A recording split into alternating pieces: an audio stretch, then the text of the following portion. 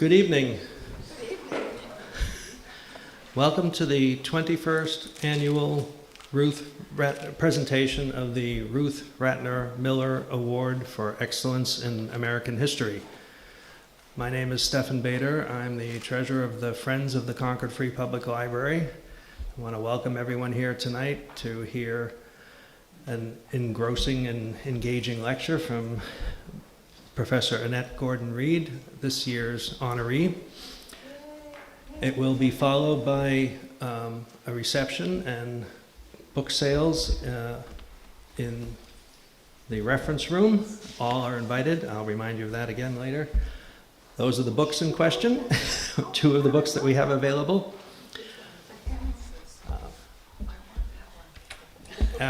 You want one? Okay, good.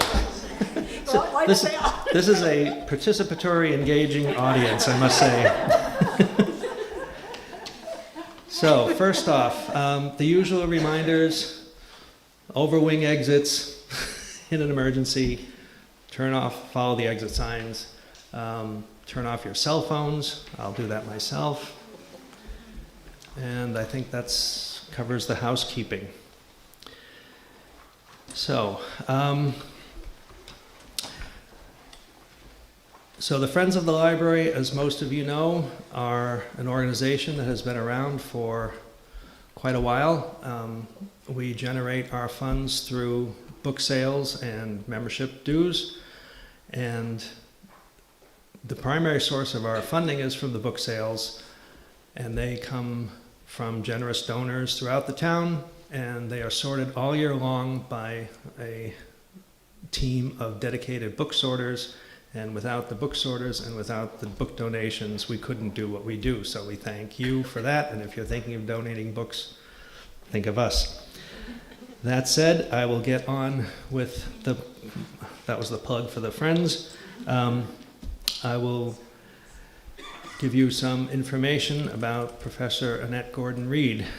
She is the Charles Warren Professor of American Legal History at Harvard University, formerly the Carol K. Pforzheimer Professor at the Radcliffe Institute for Advanced Study. As if that weren't enough, she's also a professor of history in the Harvard University Faculty of Arts and Sciences. She's noted for her research and writing on Thomas Jefferson regarding his relationship with Sally Hemings and her children. She was awarded the Pulitzer Prize for History and the National Book Award for Nonfiction, and 15 other prizes in 2009 for her work on the Hemings family of Monticello. In 2010, she received the National Humanities Medal and a MacArthur Fellowship. Her most recent book is Most Blessed of Patriarchs, Thomas Jefferson and the Empire of Imagination. That's one of the books we have tonight. Her 1997 publication, Thomas Jefferson and Sally Hemings, An American Controversy, was updated a year later with a foreword discussing DNA evidence of the former president and his slave. Her other honors include a fellowship from the Dorothy and Lewis B. Cullman Center for Scholars and Writers at the New York Public Library, a Guggenheim Fellowship in the Humanities, a National Book Award, and the Women of Power and Influence Award from the National Organization of Women in New York City. Gordon-Reed was elected a Fellow of the American Academy of Arts and Sciences in 2011 and is a member of the Academy's Commission on the Humanities and Social Sciences. And with that, I would like to invite Professor Gordon-Reed to speak, and thank you for coming to Concord. Thank you. Thank you very, very much, and I'm honored to win this award when there's so many other illustrious people who have won it before me. I've been to Concord once, just passing through briefly. I got here early and walked down Main Street and had dinner at the Main Street Market. And it was all delightful, and I'm very, very glad to be here tonight. It's interesting for me to think of being here because this is something of a detour from what I thought my life would be. I always wanted to be a writer. Growing up, I wrote short stories, and I loved to read, and I loved to read history. But when I went to Dartmouth College, I got the idea that being a writer was not the most practical thing to do in the world, and that law school might be a better alternative. So instead of striking out to try my hand at journalism or novel writing or even getting a history PhD, I went to Harvard Law School. And it was the best decision I ever made in my life because I met my husband there. And I also learned things that turned out to be quite instrumental to me later on when I finally got to where it was that I'm supposed to be, if that is in fact where it is, as a professor of history and a law professor. I'd had this interest in Jefferson from the time that I was a kid. I'd read a child's biography of Jefferson when I was in the 3rd grade. It was one of a series of books about famous Americans, George Washington Carver, George Washington, Dolly Madison, all of those people. And Jefferson interested me because he loved to read, and he was interested in learning things about the world, and I considered myself to be the kind of person who loved to read and was interested in learning things in the world. There was a person who was supposed to be the narrator of this child's biography. He was a young enslaved boy, and his character was a bit more problematic because he was presented as someone who was the opposite of Jefferson, someone who didn't want to read, who didn't want to learn things, who was always upset with Jefferson because Jefferson wanted to learn and he wanted to go play.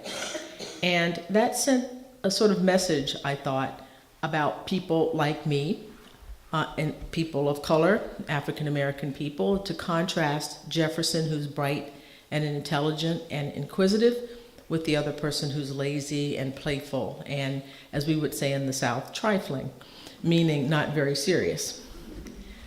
That was my introduction to the idea that history writing could be biased, because there was no reason to tell the story of Jefferson in that way. You could have told a story, a more poignant story actually, about a boy who wanted to do those things with Jefferson but couldn't because of the society that they lived in. That would have been a way to tell the story, but that's not what was told. And these were very, very old books, and you have to understand the time that these things were written.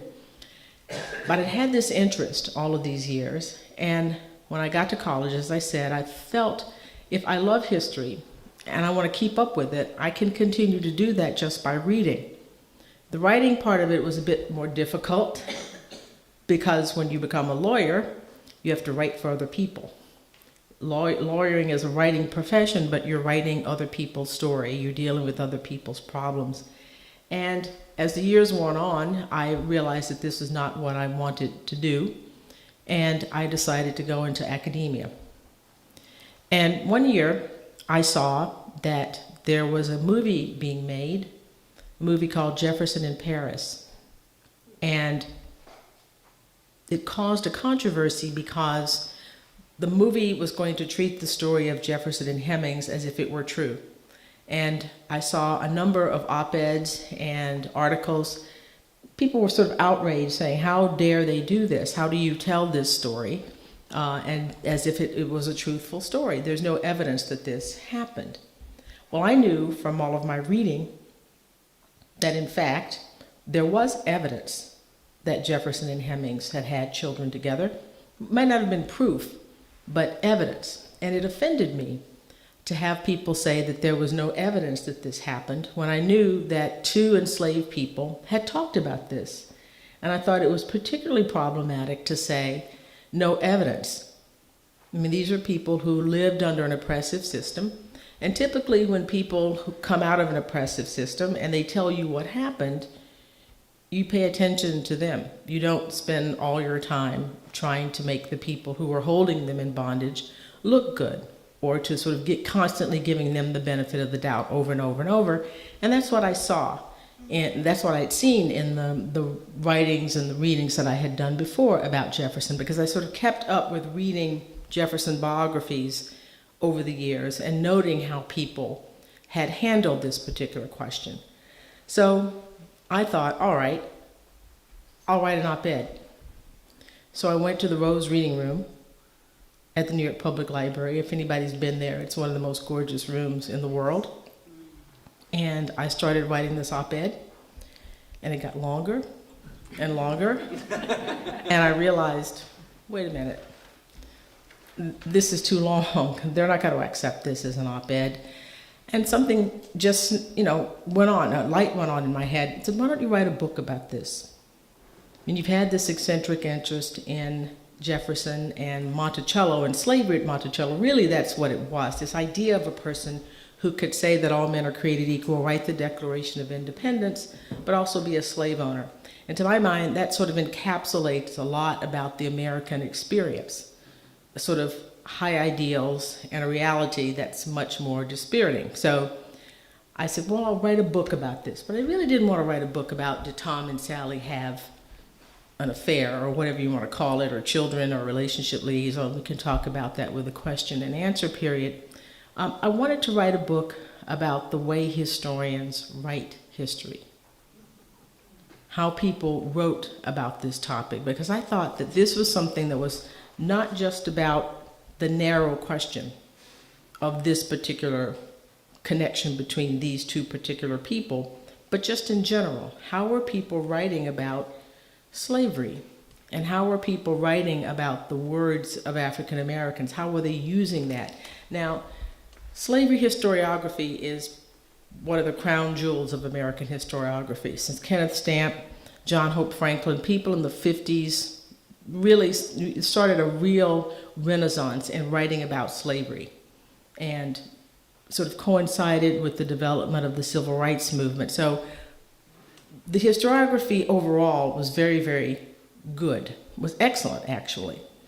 But I found when it came to writing about the founders, members of the founding generation, Washington, Jefferson, people like that, it was problematic because it conflicted with an image of these people that in ways that I think inhibited how people used what they heard from enslaved people. In other contexts, when they were talking about people who were not very important, it was okay.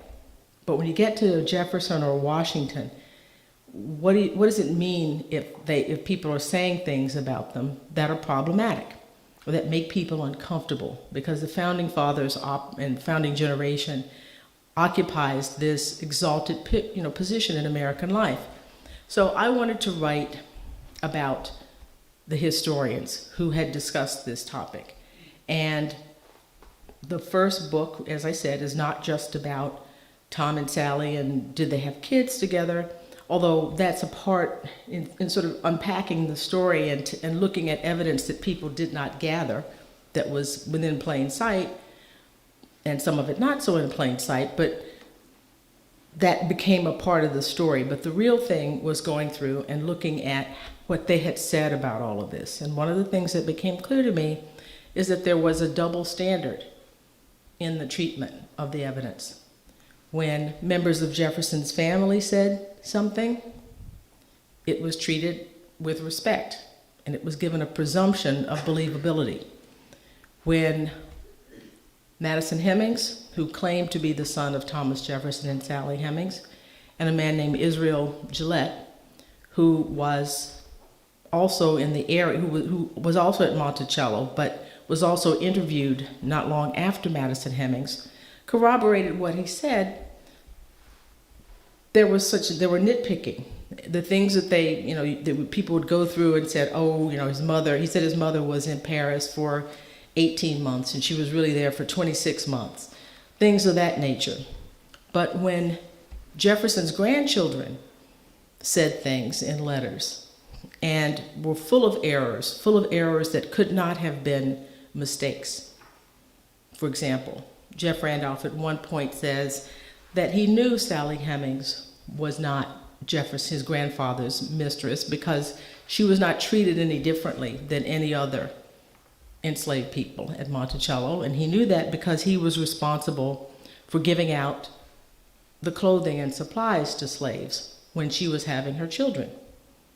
Well, I know when she was having her children, and when the time she was having her children, he was between 2 and 12. That can't have been a mistake. The difference between my mother was in Paris for 18 months, and she was there for 26 months, versus I was in charge of giving out all the clothing and supplies to slaves when she was having her children. He can't have mistakenly thought he was in charge doing this, right? And there are multiple things like that in the Jefferson grandchildren letters, but people who knew better, historians who knew the story, knew just as well as I did that he couldn't have done that, he couldn't have been doing that, and some of the other things he said, didn't speak up about that. They were presented as credible. And Madison Hemings and Israel Jefferson, as I said, were nitpicked about everything, about time period, 4 months versus 6 months, things of that nature.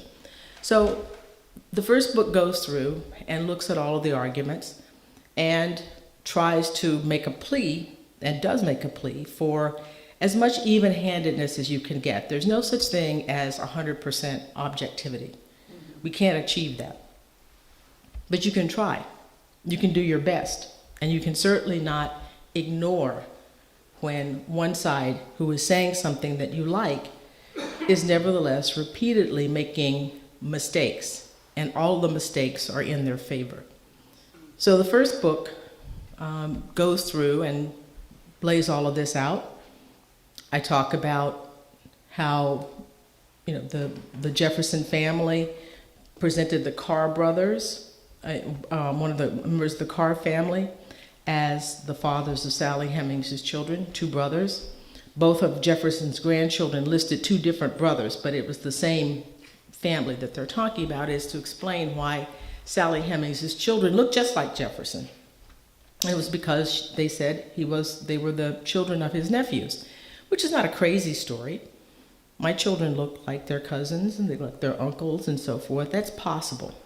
But there was nothing besides their word to indicate that. I tried as hard as I could to make that story work, to look for all the evidence I could find outside of what they were saying, to show some connection between Sally Hemings and either Peter or Sam Carr, and I couldn't find anything. So just their word alone was what historians were going on. I also looked at a story about a family called the Woodsens. A group of African Americans claimed descent from Thomas Jefferson and Sally Hemings, from a child who was born after Sally Hemings came back from France and was sent away from Monticello when the scandal broke. I couldn't find any evidence that this person existed. And as angry as people were with me about the Jefferson side of it, so the Jefferson members of the family were angry at me, the Woodsens were as angry, because I said, that's not likely true either. So the Carr story is not true. The Woodsen story is likely not true. The Hemings story is likely true. That's what I concluded in the book. This is 1997. And then the following year, I was giving a talk in Charlottesville, and a woman raised her hand and said, well, we're going to have an answer to this soon anyway. And I said, well, how are you going to do that? And they said, we're going to do a DNA test. And I didn't know at the time that they really had no idea how they were going to do it. But as so happens, they became, apparently the technology for doing Y chromosome testing was sort of confirmed a little bit after that. And the Y chromosome testing that they did sought to try to find a match between a Jefferson descendant and a Hemings descendant. And so what they did was they took blood from males, because every male here has a Y chromosome, and your Y chromosome was just the same as your father's, your grandfather's, your great-grandfather's, all the way down. You can tell a family line, male line, through the Y chromosome. So you could test to see a male line Hemings, are they connected to a Jefferson, are they connected to a Carr, and they're connected to a Woodsen. And so they took the blood and sent it to Europe, 3 different labs in Europe, because apparently the DNA testing in Europe is the state of the art. We don't have anything in this country even now that is as advanced as there. If you want something done, that's where you have to go.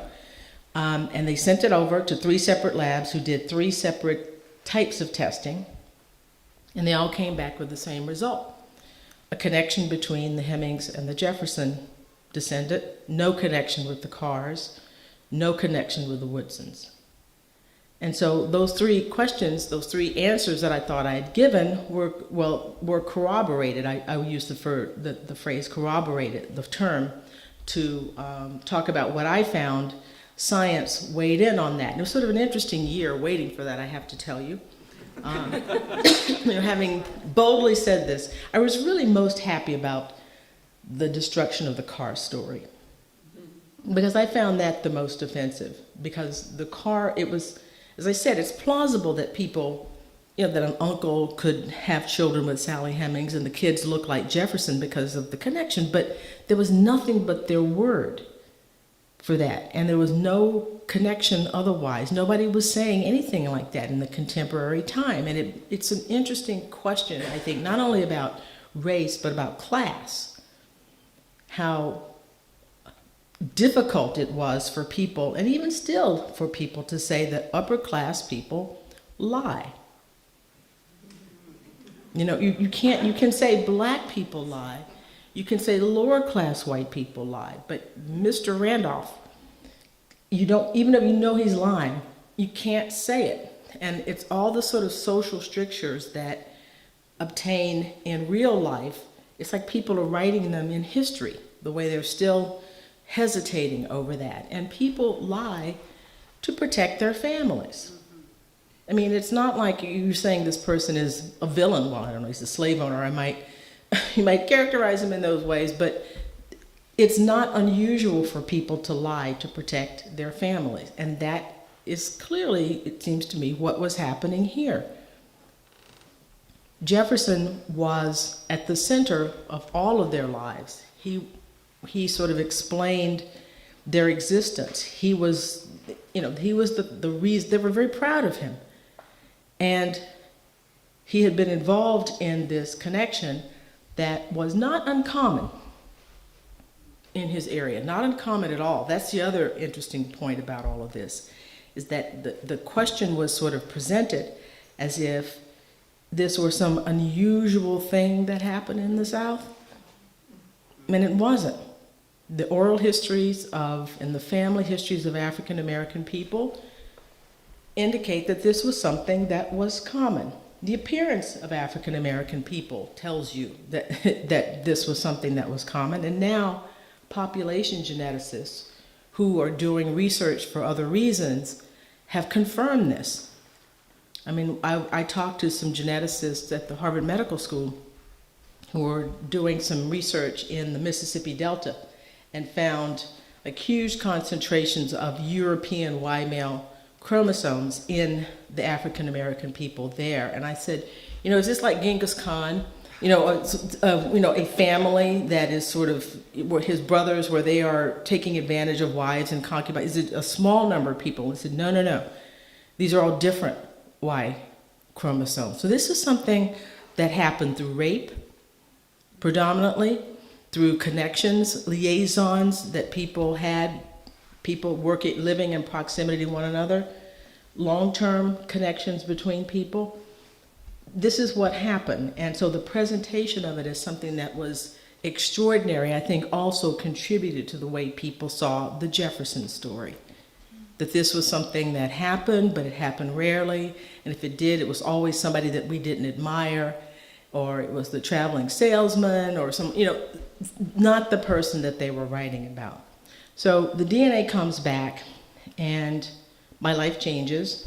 November 1st, 1998, Sunday. The week before that, I'd gotten a call from a newspaper who the name I'll keep secret, and I was cooking, and the person said, "What would you say if I told you that the DNA was back and the result was this?"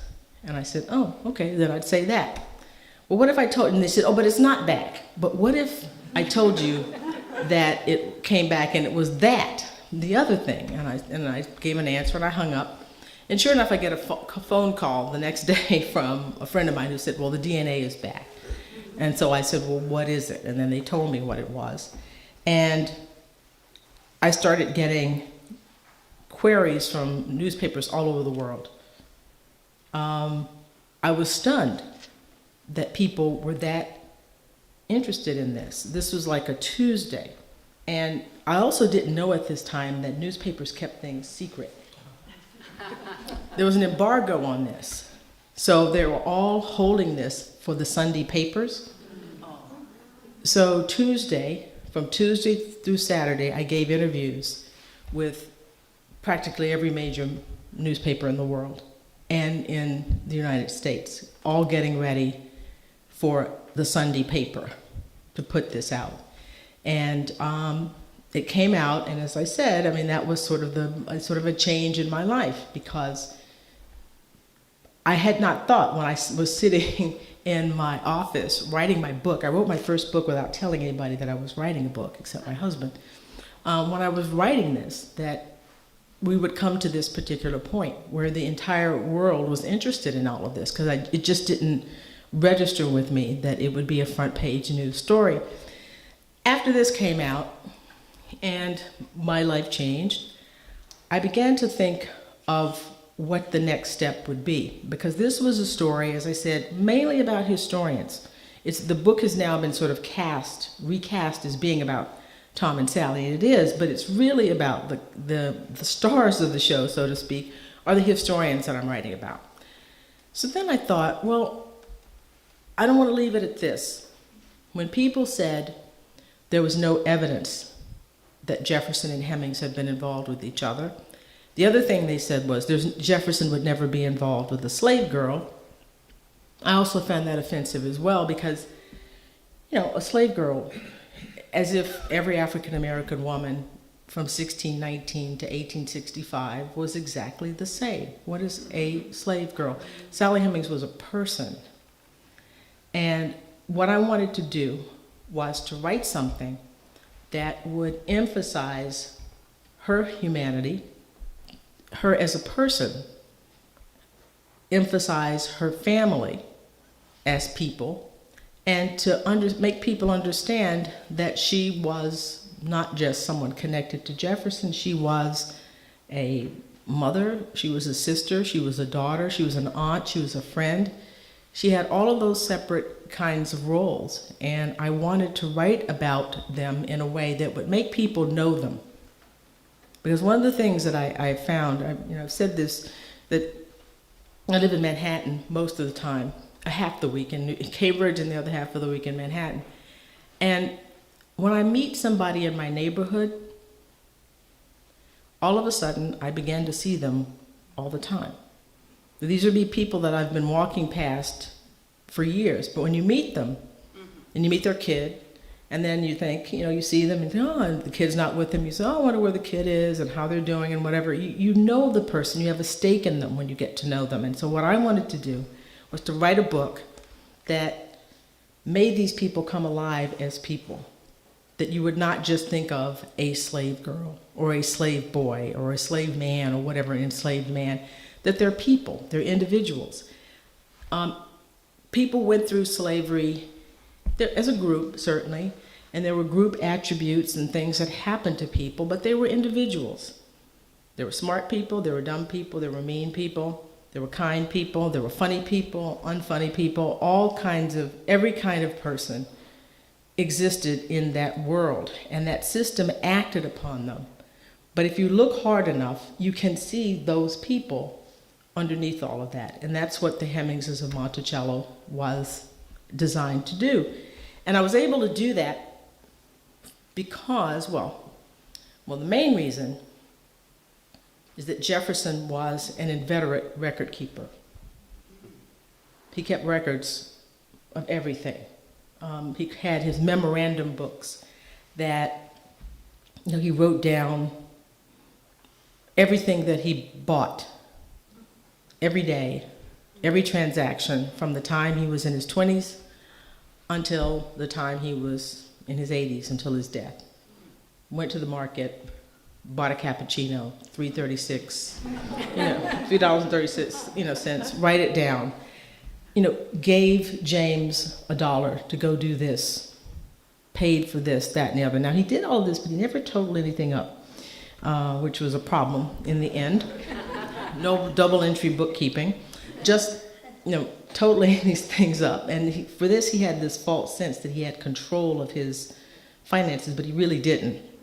But any of it. So the memorandum books, which have been edited and are now online, actually, it's like 2 volumes, over 1,000 pages worth of just amazing, I think probably the most amazing scholarly apparatus, contribution to Jefferson scholarship, talks a lot about the Hemings family. When James Hemings is in New York with Jefferson, when he's Secretary of State before they move to Philadelphia, or even after they get to Philadelphia, I can do sort of a day-by-day listing of what James Hemings was doing, or Robert Hemings, other members of the Hemings family, Jefferson's letters. So the memorandum books helped me a lot in plotting their lives and detailing their lives. Jefferson's letters, about 18,000 of them, mention members of the Hemings family. Some members of the family were literate, so we have their letters.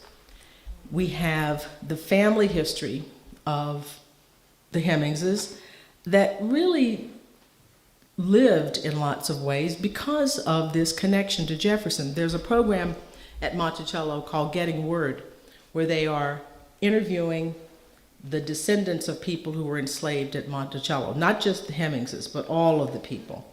And one of the things that they found is that even families that have no connection to the Hemings family knew this story. They talked about it in their family. So it was something, you think of a sort of distant memory, something that went on in a particular place that had resonance for people. And they kept this story alive as well. So you have oral history, family history, some letters from members of the Hemings family. Oral history is problematic in some ways, but sometimes written things are problematic. People can write things down that aren't true, as we know from the Carr story. What you have to do with both types of information, I think, is to look outside of what people are saying, look outside of what people are writing, to see if there are things, how much is there to bolster those comments. And so oral history is not inevitably worthless. You can look at what people say and look at other documents, look at other things, and pull together enough to indicate whether it is truthful or not. So those are the tools that I had to work with.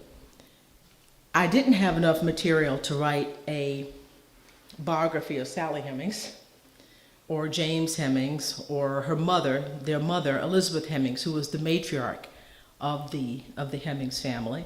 But I could do a family saga, and I could do a family saga because of as I said, because of the person who owned them, and because of some of the things the places they went with him, the way he chose to document his life, and because of their connection to them. Because I should say, and I should have said this before, what makes the Hemingses special or ties them to Jefferson is not just Sally Hemings.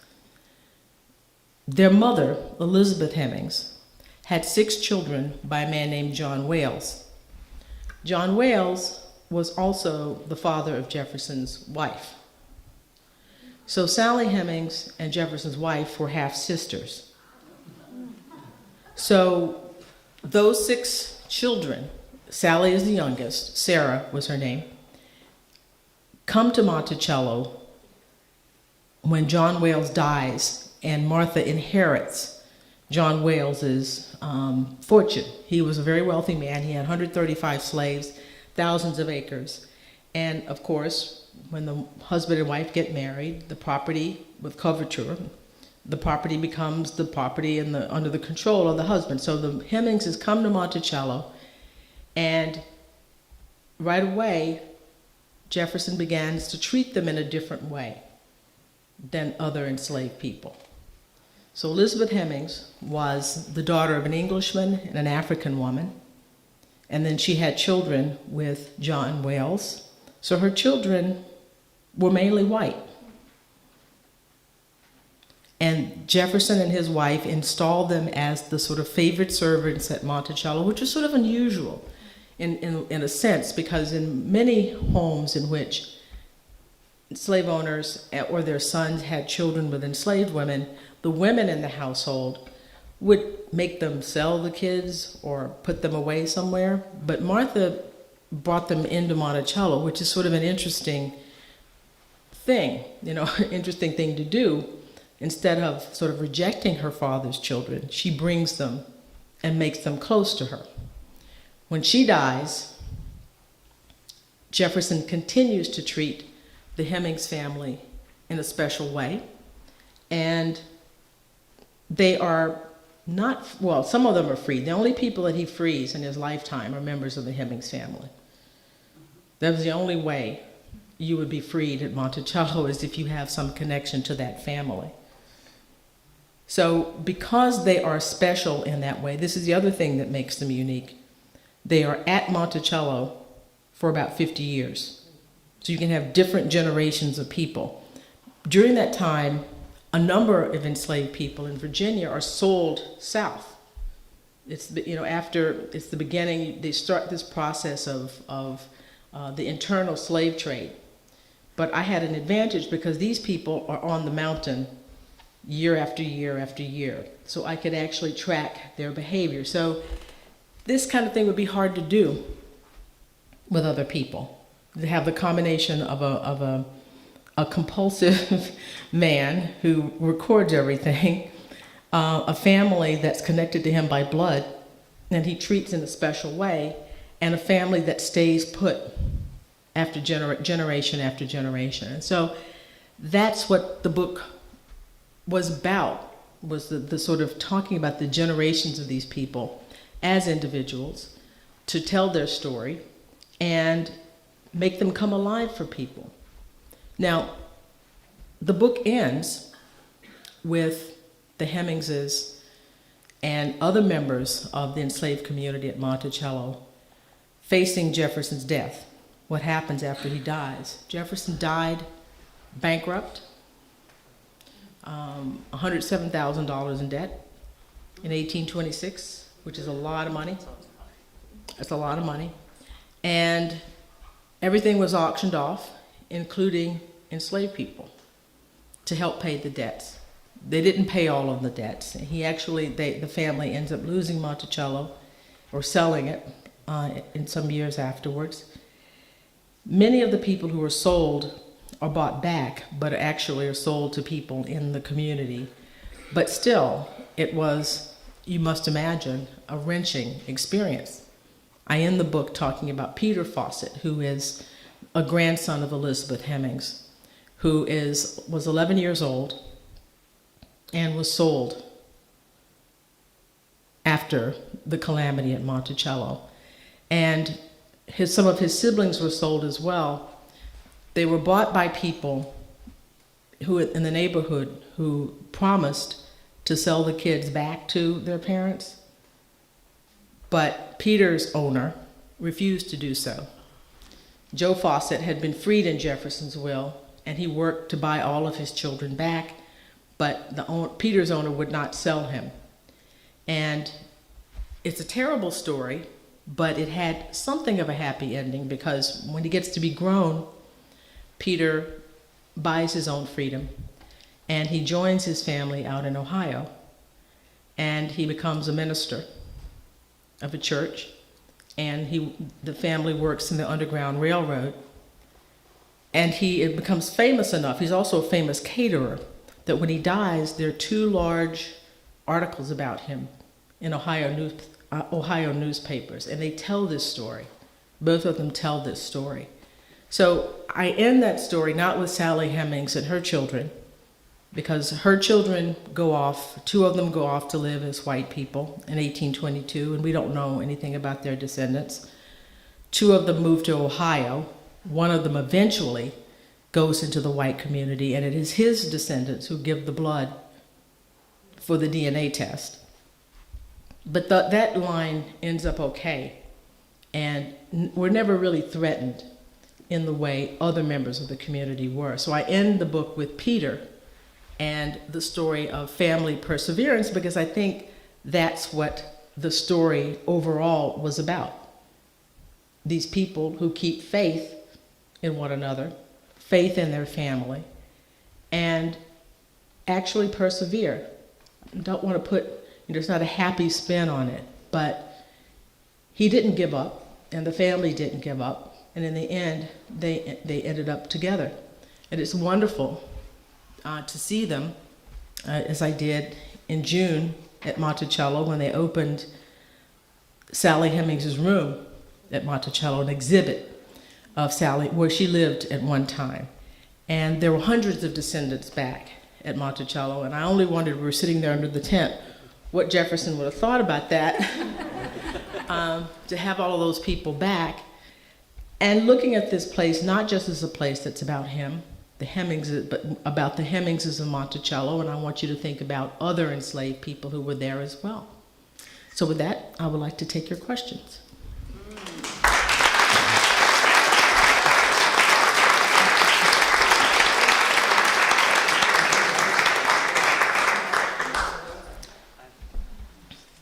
Okay, and I will repeat it. Do you think your legal training and legal mind organization helped in doing the research or putting the case together, if you will?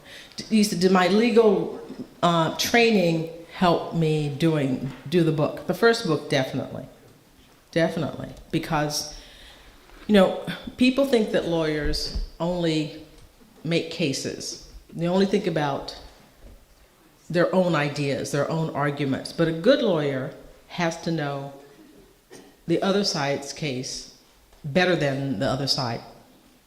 And you have to take it seriously.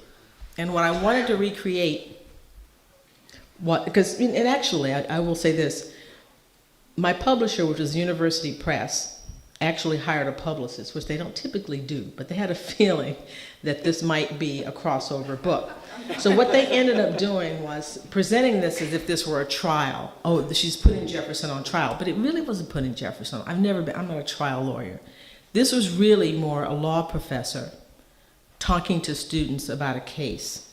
Because here it was perfect. You had an argument, you had documents on both sides. And it was I think a class. I think the book was a class on how you assess evidence, and people use it in classes for that purpose. So in law classes and in history classes as well, thinking about how you assess evidence in as clear a fashion as possible. So it definitely did. What I learned at Harvard, in law school, what I learned as a teacher, really, I think, helped me do that first book. And I think it would kind of, I don't know if it was off-putting, but I think historians were a little bit surprised by it. One of my historian friends said, no historian would write a book in this particular way.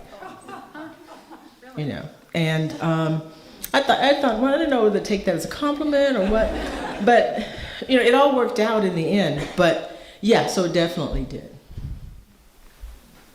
Yes, sir. Congratulations on the award, number one. Number two, could you comment on the quest between Tuesday and Sunday during that key week? Could you comment on the types of questions that you were receiving from different locations, both in the U.S. and the world, Mm-hmm. and how I'm sure you collected the opinions Mm-hmm. from your historical perspective. Just a few comments on how the newspapers treated the story. Mm-hmm. Well, it was interesting because one columnist I remember, who will remain nameless, said to me, I never thought of Jefferson as a slave owner until now. So I kind of looked at the phone and I thought, okay. But I kind of understood what he meant, what he was saying. And he probably wouldn't have admitted this. This is the first time that he ever really thought about slaves. Now he may have thought he obviously knew Jefferson owned slaves, but this made him actually think about them. So people were kind of very personal in their response to it. It was clearly something that meant a lot to people, in America in particular. People in Europe, and this is sort of cliche, but they were interested in it, but they were more interested in why Americans were so interested in it. Because, it's like, well, leaders have mistresses. If you think of the royal family and all that kind of, so there was an interest, it was much more of anthropological kind of interest from the other side of the world. It's like, why are they carrying on about this? And in America, it was personal. People's attitudes about Jefferson determined how they felt about it. So it was just a very personal kind of thing. Not many totally detached. Everybody had an opinion. Even people who are writing news articles. Even if they didn't try to let it go through, not just the op-ed people, but there were news articles and features and all kinds of things. So in America, it was very personal, and in Europe, it was anthropological. It's like, what is this? Why is this a big deal?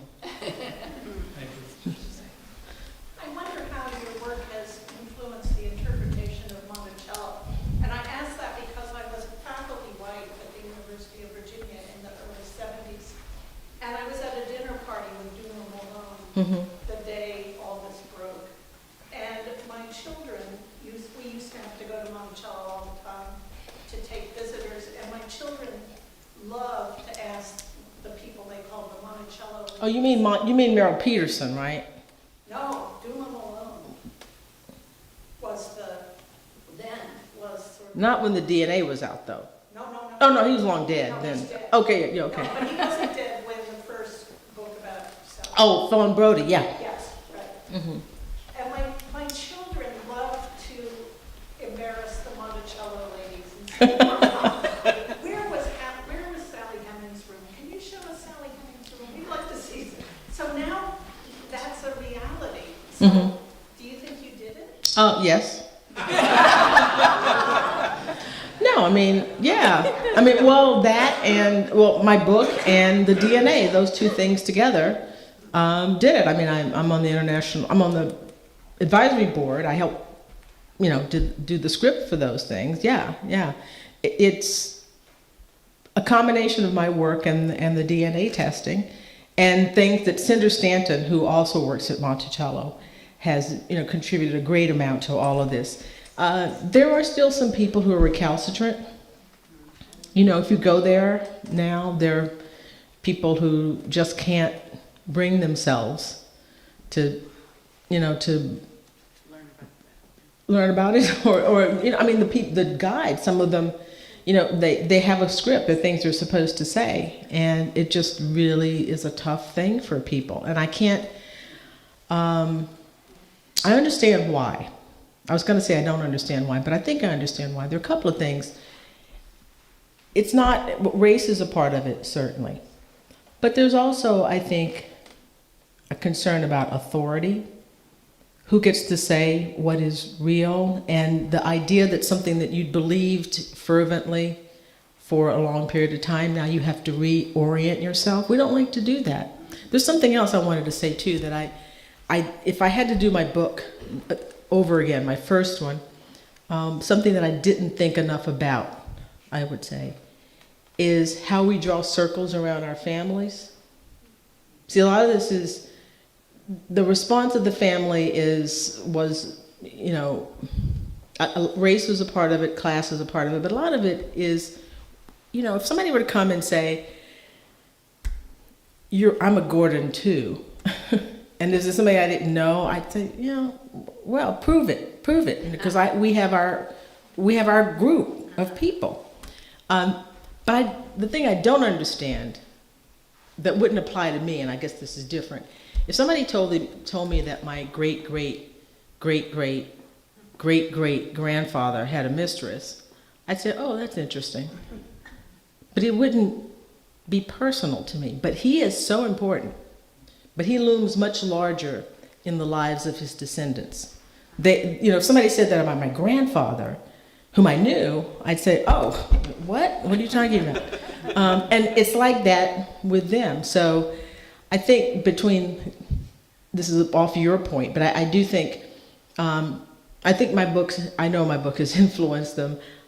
There are still people who are recalcitrant, not just, the guides. Some members of his family are, but I think I have a better understanding of that now than I did then when I was sort of just basically outraged. Now I know we all draw lines around our well, most of us draw lines around our families, and it can be disconcerting when somebody tries to get in. So as a historian, why do you think Europeans are so blasé and accepting of the promiscuity of their leaders, and Americans are so much more moralistic about it and have such difficulty with it? Well, you're sitting here in New England. There are these people, they were called the Puritans. And well, she was that, if people in here are why Europeans more blasé. Europeans are pretty conservative, actually. They're blasé about guys. But reverse the sex and have a woman doing things, and they're every bit as so they're not as free as they like to make them out to be. But to the extent that they are, it's an older civilization. France, they had kings, and the monarchs had mistresses, and they bear a different relationship. We're new. Jefferson is not that far away, if you think about it. In terms of generations compared to them. And I think it's just the accumulation of experiences with kings and royalty and people who have, children outside of wedlock. And I think that's it. It's just experiences that they've had. And they are conservative in their own way. But about leadership, they also don't have the tradition of, Macron got in trouble because he tried to make his wife a first lady, sort of on the lines that we have here. Because they really don't have that. The head of the country is the head of the country. There's no, this is our, secret daddy or father or whatever. He's just that person, and we kind of make him into, it's like we want a royal family, in a way. And they have sort of moved beyond, into a different place where the leader is just a leader. He's not a family moral leader. We're still in that mode of thinking of a leader that way. I'm so delighted to encounter a historian who really wants to understand who the people were. It's rather than just here is what happened. And I so appreciate the care with which you did this. Cinder Stanton was studying voice with me while all of that was going on, so I was hearing stuff from her perspective and how her life changed and all this too. The question I have is, in what sets this story apart from me in part is Sally's blood relationship to Martha. And can you comment a little bit on Martha and Sally's relationship and that sort of familial closeness and the timing of Jefferson's relationship with Sally post Martha's death, and how much that was an influence here as opposed to other world leaders and other affairs. This one has a much more, a deeper family tie to it for me in this story. Yeah, it's an interesting thing. I pointed out that in the Hemings is that there are three scandals, sort of Virginia scandals, during this time period, and each one of them involves a man involved with his wife's sister. And there are other ones that we won't know about, Richard Randolph and other things. There's something about people in the country, in this setting, out there, where this is something that happens. No, Sally Hemings was, I think she would have been 9 when Martha died.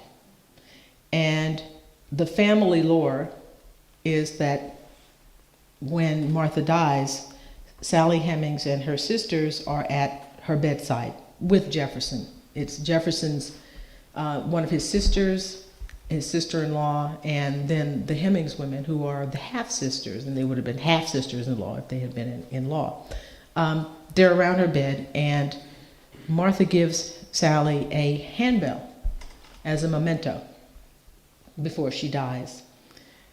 She apparently was a companion to Jefferson's children, youngest daughters, and you know, that kind of intimacy, to be at the deathbed of the, you know, the mistress of the household, indicates a kind of closeness, particularly at that time. Now, by the time you get to the antebellum period, and they're all off into the, you know, we're all one big family thing, that's not what it was in the 18th, in the 18th and 19th century. It was different. Slavery was different then.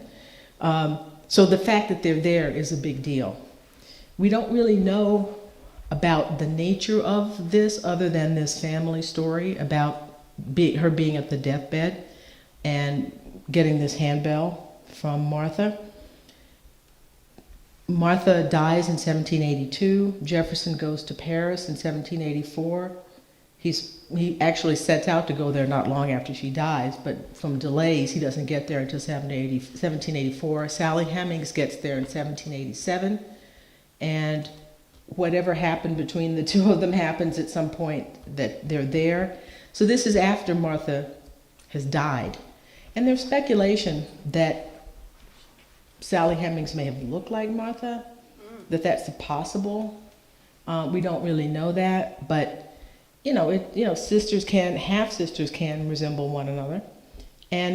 But even if they're not, the tie, even if she doesn't look like her, the tie is something, I think you're right, but that's something for novelists to really explore, because I can't, you know, I mean, in the book, I raise it in the book, but I can't opine on it because I don't know. I don't know that she looked like her.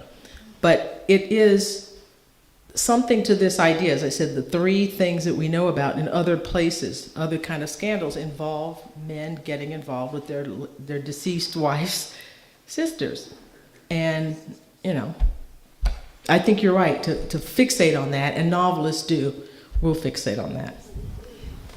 You've done all of this genetic encoding and followed all of these pieces of evidence for this particular set of people.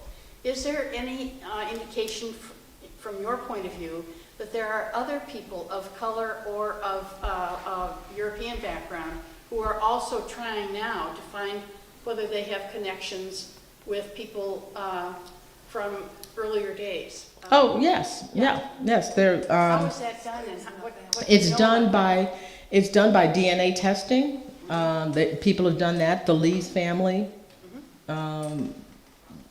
blacks and whites have done, you know, DNA testing to connection. The Carr family, Sam Carr, the person that they accused of being the father of Sally Hemings' children, who they said was the father of Sally Hemings' children, actually had a long-term liaison with a free black woman in Charlottesville, and they had kids. And he, you know, I think part of the reason he was picked was because he was already tainted in a way because of that.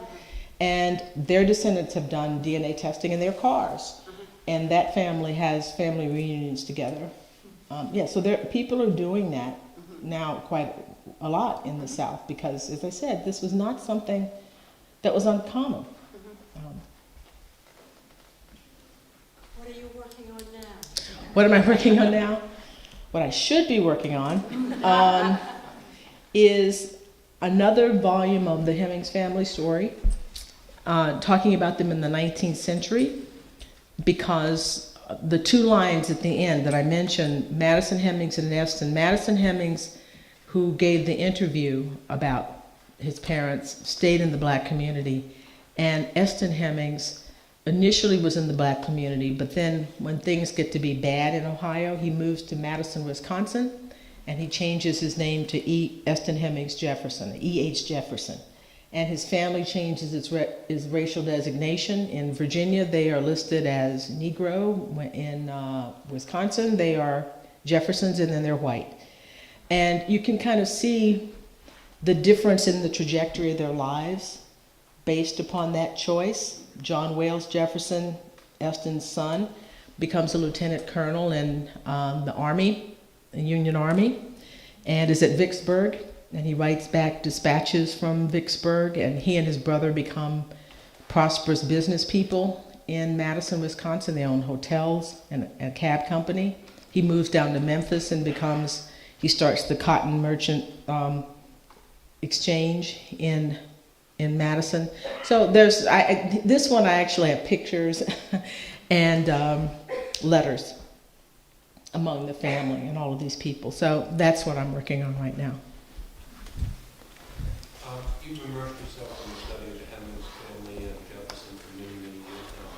What's your relationship with Thomas Jefferson like now? What's my relationship with Thomas Jefferson like? Conflicted. No,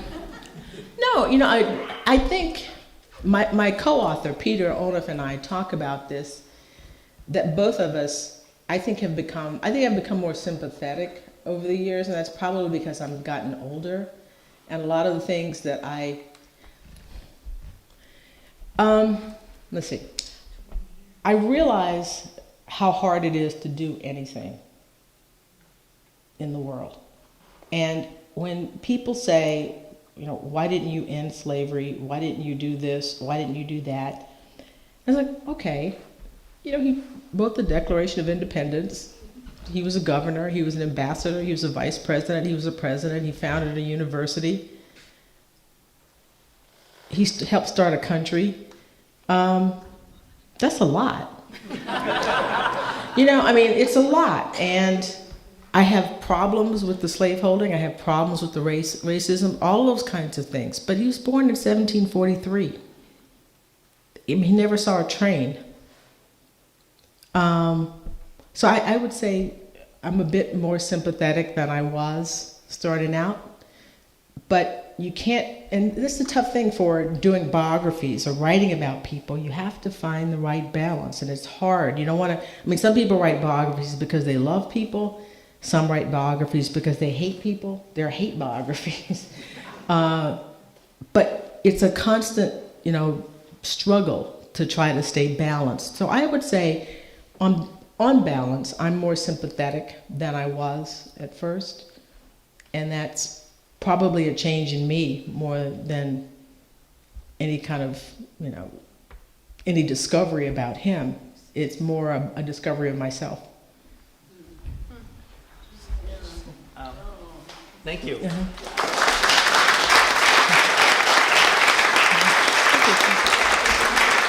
Before you go, we have one more process before we get on to the reception, and that is the actual presentation of an award. And for that, I'm inviting Sherry Litwack, the president of the Concord Free Public Library Corporation, and she may say a few words. First of all, thank you, Dr. Gordon-Reed, for that wonderful presentation. Ruth Ratner Miller, a founding member of the Holocaust Museum, believed that understanding history was not just desirable, but a civic duty. And through the work that you've done, you're continuing in that tradition. This finial, when this library was built in 1873, there was an iron fence around the building. It was basically just this historic part of the library. It was a Victorian building at the time. And there are a few of the finials remaining from that original fence. And we save it for special occasions like this. And so we'd like to present you Thank you with so the much. 2018